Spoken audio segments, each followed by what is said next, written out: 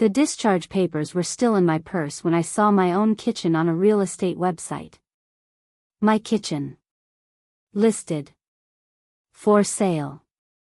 Someone had walked through my house while I was in surgery, photographed the life my husband and I built, and put a price on it. $412,000. There was my window over the sink.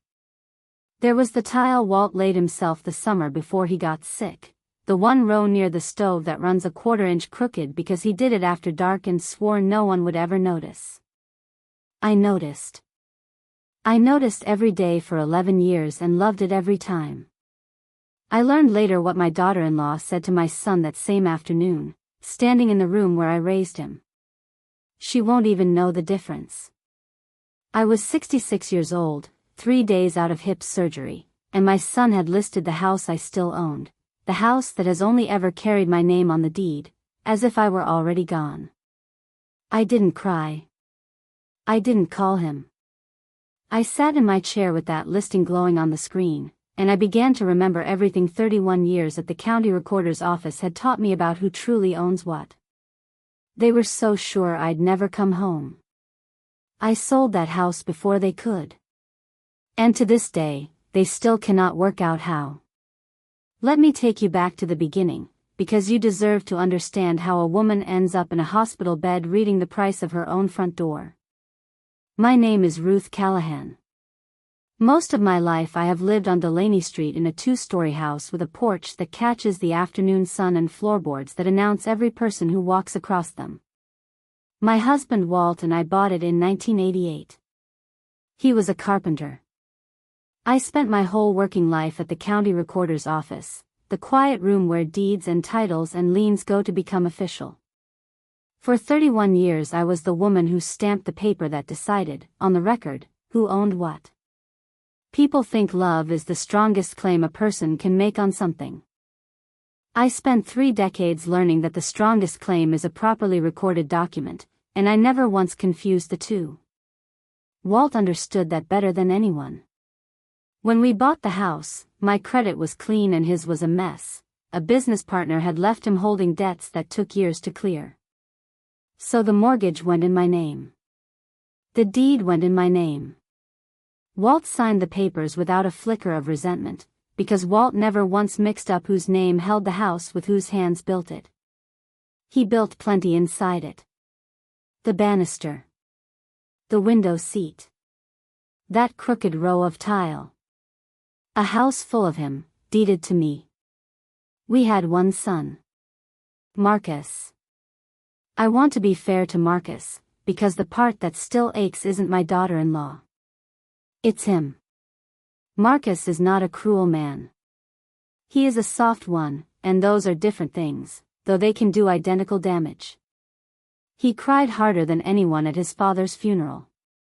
He also spent his whole life choosing the easy road over the right one, and somewhere along the way he married a woman who learned to steer that softness like a car. Danielle is not a cartoon, and I won't make her one, because the truth is sadder than a cartoon. She grew up with very little and decided the cure was to always look like she'd had plenty. Their house was a magazine spread nobody was allowed to actually live in. When the money got tight, and I would find out just how tight, she didn't get smaller. Frightened people don't get smaller. They reach. Walt died 4 years ago. A cough that wouldn't quit, then a scan, then 4 months that went faster than 4 months has any right to go. After the funeral, Marcus started coming by more. I was grateful. I'll say that plainly. A new widow rattling around a house full of her husband's hands will take any company she's offered. Then last spring I fell on the back steps and shattered my hip, and everything I'd been telling myself not to see came into focus all at once. The surgery went fine.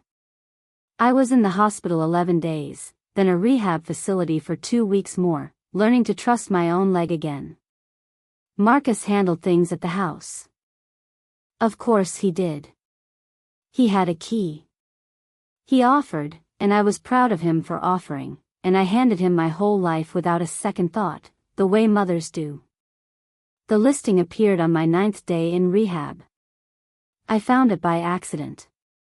My physical therapist, a kind young man named Devon, was showing me how to look up local walking trails on my phone, and a real estate app was open from his own searching, and there, in the little scroll of new listings for my zip code, was my porch. I recognized it before I recognized the address. A mother knows her own porch. I didn't say anything to Devon.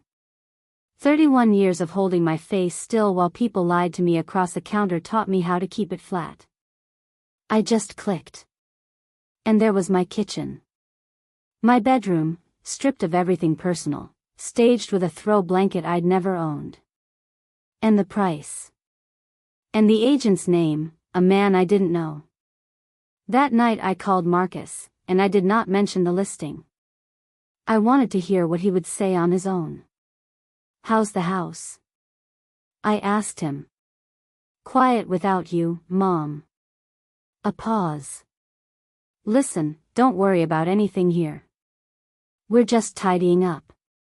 Getting things organized for when you're back." Tidying up.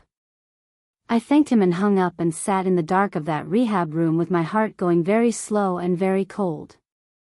The next week they brought me home. I knew the second I came through the door. Not because anything looked broken, because it looked wrong. You come back to a place and nothing is smashed but nothing is yours. My mother's china was gone from the hutch. Walt's tools were gone from the pegboard in the garage, every outline empty. The hall photos of Marcus growing up had come down, for the staging, and been replaced by a framed print of a beach neither of us had ever seen. "Where are my things?" I asked, careful, light. "Storage," Marcus said, not meeting my eyes. "Just temporary. So nothing gets damaged while you're getting your strength back." That afternoon, emptying my purse, I found a receipt he'd left in the kitchen drawer. A public storage unit, monthly rate, in Marcus's name. Signed the day after my surgery. Nobody had asked me. Nobody had told me. My whole married life was in a metal box across town, and I'd learned about it from a slip of paper he was careless enough to leave behind.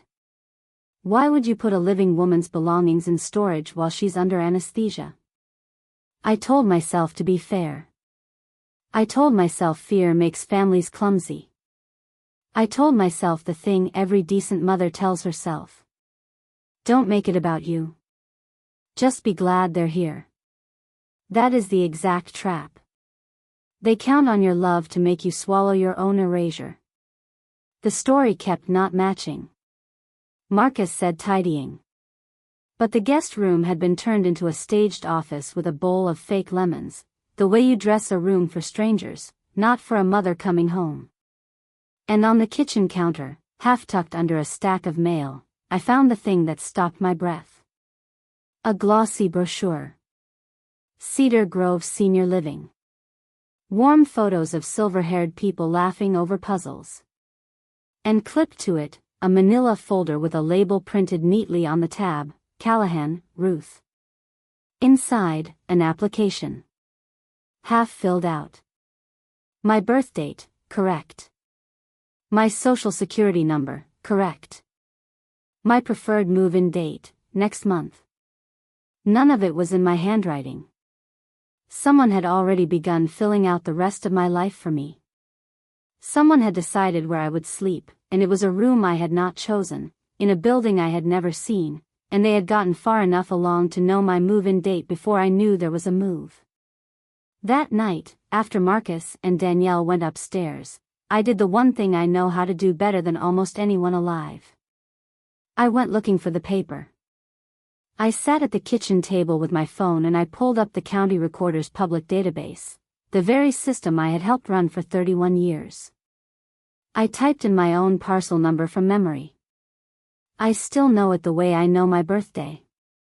And there, against my house, was a document pending. Recently submitted. Not yet fully recorded, but in the queue. A filing against my home that I had never signed. I sat very still in my own dark kitchen, the way you go still when the surface of a lake finally settles and you can see all the way to the bottom. For 20 years I had watched other families do this to each other across my counter. I never once thought I would be reading my own name in the queue at midnight, wondering what my son had put there. I opened the document. It was a quitclaim deed. A quitclaim deed transfers whatever ownership a person has in a property to someone else, no questions asked, no money required. This one transferred my house on Delaney Street from me to my son. And at the bottom, on the signature line, was my name, followed by 4 words that turned my stomach to ice. Ruth Callahan, by Marcus Callahan, her attorney in fact. Her attorney in fact. As if I had signed a power of attorney handing my son the legal authority to sign away my home for me. I had never signed such a thing in my life. I had spent 31 years watching people abuse powers of attorney across my counter. I would sooner have handed him a loaded gun. Which meant that somewhere in this house, there was a document with my signature on it that I had never written. I found it 2 days later, when they were out. Marcus had set up a little desk in the staged office, and in the bottom drawer, under a phone charger and a stack of takeout menus, was a folder. Inside was a durable power of attorney, dated the day after my surgery, the day I was unconscious on an operating table 40 miles away, granting Marcus Callahan full authority over my property and finances. And there was my signature. It was good. It was very good.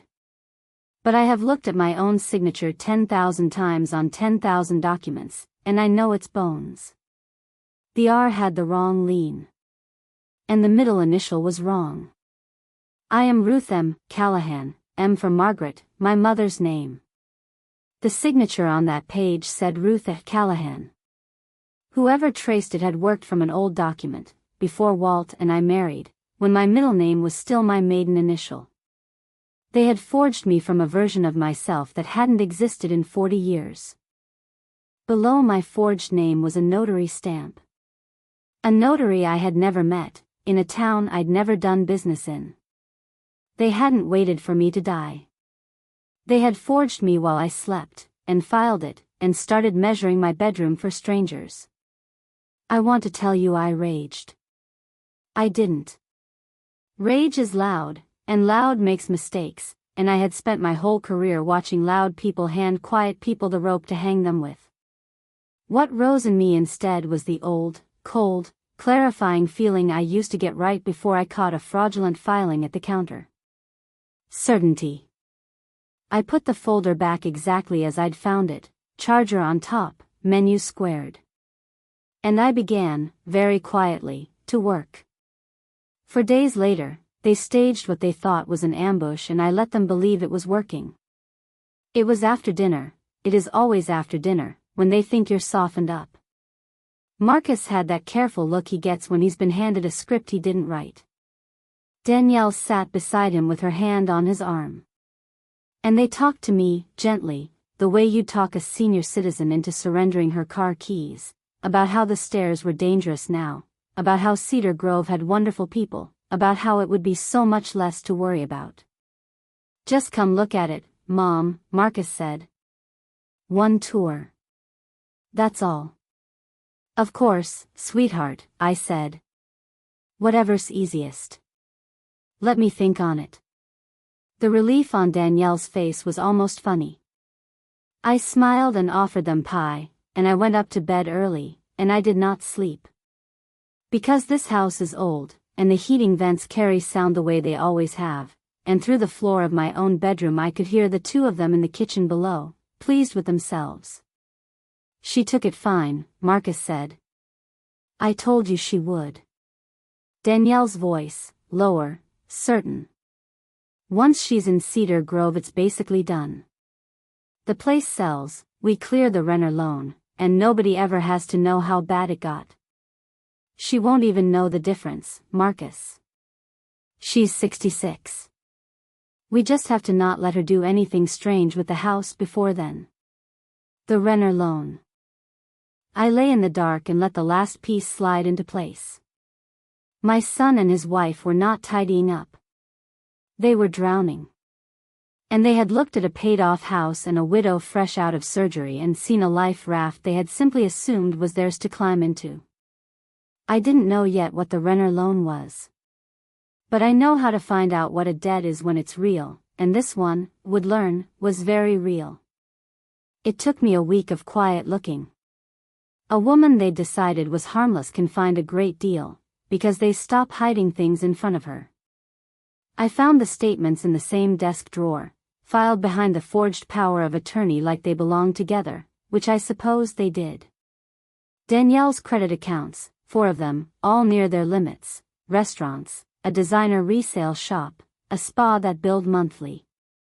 And underneath, a letter on heavy letterhead from Renner Capital Partners, the kind of lender that does not send friendly reminders. A default notice. A number with a deadline attached. A number a paid-off house on Delaney Street would cover almost exactly. They weren't entitled rich kids playing house. They were 2 frightened people who had spent themselves into a corner, and instead of telling me the truth, instead of asking a mother who might have helped, they had chosen to erase me and sell the roof over my head to men who don't send concerned text messages. I understood it. Understanding is not forgiveness. I had watched fear do worse to better people. But understanding why a person reaches for your throat does not obligate you to hold still for it. What they had forgotten, what everyone forgets about the quiet woman at the end of the counter, is that I know exactly how paper works. And there was one piece of paper in this story that none of them had ever thought to look for. Walt had. I should tell you that through all of this, one person kept calling me just to hear my voice. My granddaughter, Lily, Marcus and Danielle's girl, 16 years old. She called me every few days in that rehab room, never once about the house, never once about anything she needed. She wanted to know if the food was terrible and whether the physical therapist was cute. She is the only person under 40 who calls me to talk instead of to ask. I thought about her a great deal in the days that followed, because whatever her parents had become, that child had done nothing wrong, and I was not going to let her pay for them. The paper none of them thought to look for was in Walt's cedar box, the one that still smells faintly of his workshop. I brought it to the kitchen table and I opened it the way you open something delicate.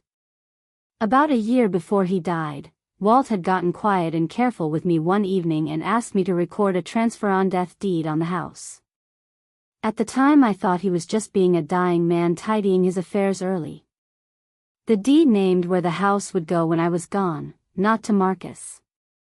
To a trust. For our grandchildren. Walt had looked further down the road than I could, and he had seen the same soft son I'd raised marry a woman who reached, and he had quietly made sure the one thing they were counting on inheriting was never theirs to inherit. Under the deed was a letter, in his blocky carpenter's hand, marked open if anyone ever tries to talk you out of this house. You spent 31 years, he wrote, making sure the paper told the truth about who owns what. Don't you let anyone at your own table make a liar of it now. Not our boy. Not anyone. Keep it straight, Ruthie. I'll be watching to see that you do. I sat in my kitchen and I cried for the first time since the discharge papers, not because I was afraid, but because even now, for years gone, my husband was still standing between me and the wolves. Marcus had forged a power of attorney to sign a quitclaim on a house I owned outright, that was already deeded past him to a trust, filed by a man with no authority he claimed to have. It was not a gray area. It was not a family disagreement. It was fraud, top to bottom, and I had every piece of it. Most people, finding all this, would have driven to their son's staged little office and set it on fire. I understand the urge. I felt it. But I have watched how that goes. You fight a lie with noise, and the noise becomes their next excuse. See how unstable she is. See how erratic. Clean paper and a calm voice. That is the only thing the people who try to move you out of your own life cannot argue with. So I went to work the way I know how. First, I went to the recorder's office, my office, for 31 years, and I filed an affidavit of forgery, and I saw to it that the fraudulent quitclaim was flagged and rejected before it could finish recording. Then I filed a formal complaint, notarized, dated, with copies of the forged power of attorney and the notary stamp that no one in that office had ever issued. Paper answering paper. And then I did the thing Marcus never dreamed the harmless old woman in Cedar Grove would do. I called an agent of my own, not theirs, and I sold my house. A quiet, quick, cash sale to a young couple with 2 little kids who ran their hands along Walt's banister and asked me who did the work, and I had to look out the window a moment before I could answer. They close in 3 weeks. I chose them. It was mine to choose. It had always been mine to choose. By the time my son understood any of it, the house he had listed was already sold out from under the sale he thought he was running. I gathered them for a Sunday dinner before the closing, and I'll tell you why, because it's the whole heart of it. I could have let the lawyers deliver the news in cold envelopes. But I wanted Marcus to see it, all of it, laid out 1 page at a time in the light, so that he could never afterward tell himself a comfortable story about what happened in this kitchen. We ate first. I'm still his mother, I still make the pot roast. Then I cleared the plates and I set Walt's cedar box on the table and rested my hand on the lid. Everyone in this family has been told one version of the last few weeks, I said. The version where a confused old woman needed to be moved somewhere safe. I'd like to show you the other version. On paper. And then you can decide for yourselves who at this table actually needs looking after. I laid them down slowly, the way a banker counts out a fortune, which is exactly what I was doing. The deed, 1 name, mine, since 1988. The transfer on death deed Walt recorded, sending the house past Marcus to a trust. The forged power of attorney, with its wrong middle initial and its stranger's stamp. The quitclaim, rejected. The affidavit of forgery.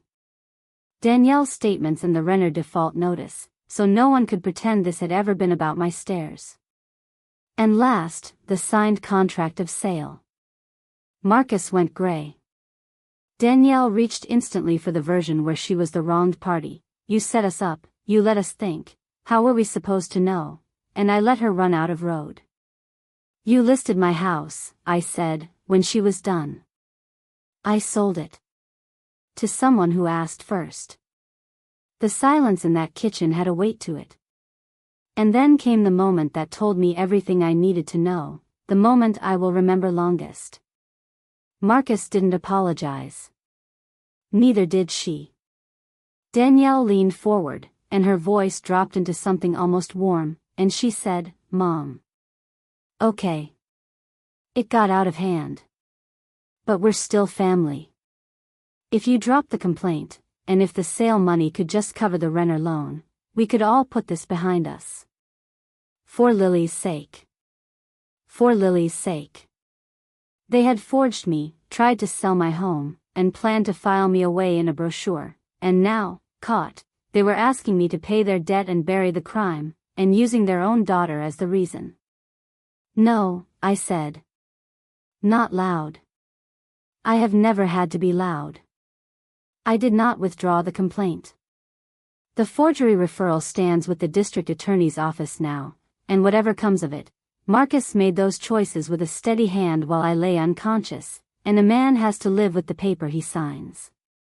I did not pay the Renner loan either. The surest way to keep a person drowning is to keep hauling them out of water they jumped into on purpose. But I am not built to punish a child for her parents. The house closed on time. The young family's oldest boy slid down Walt's banister the first afternoon, and the father sent me a photograph of it, and I sat in my car and cried the good kind of tears. A good piece of what that house brought went straight into a locked trust for Lily, for her schooling, her start, administered where her parents cannot reach it, borrow against it, or hand it to anyone named Renner. Walt set money aside for grandchildren he'd never meet. I only finished the job. I bought myself a small place across town, all on 1 floor, with a garden and a porch that catches the morning sun. It is in my name. It will only ever be in my name. The first thing I hung was the wall of Marcus's growing up photos they'd taken down, because he is still my son and I am not the one who forgets what family means. Marcus came by alone a few weeks later and sat on that porch a long time before he could speak. He said the guest room and the brochure weren't when he failed me, that he'd failed me 100 quiet times before. Every time he let Danielle move one of my things and said nothing, every month he hid the renter debt and let me believe they were fine. That's a hard thing to know about yourself, and I told him so. He's trying now, on purpose, to choose the right thing over the easy one. He isn't good at it yet. But he's doing it awake, and that's new. Danielle has never said she was sorry. She isn't built for it, and I've stopped waiting for the words. She was so sure, that night through the floor, that I wouldn't know the difference. I want to leave you with the truth I keep by my new kitchen window, the one that looks out over a garden that is finally, only, mine. I knew the difference. I spent 31 years recording who owns what. I was never once going to lose track of what was mine. Now I'd like to hear from you, because I read every comment. Type a 1 if you think I was right to let the forgery complaint stand against my own son. Type a 2 if you would have taken the quiet way out, dropped it, paid the loan, kept the peace. And type a 3 if you would have walked into that hospital, seen your own kitchen for sale, and simply signed whatever they put in front of you. Tell me where you're watching from, and what time it is there. Someone always writes me at 2 in the morning, and somehow this was the story they needed tonight. If it found you too, stay a while. I share stories like this one as often as I can. Subscribe, and I'll see you at the next one.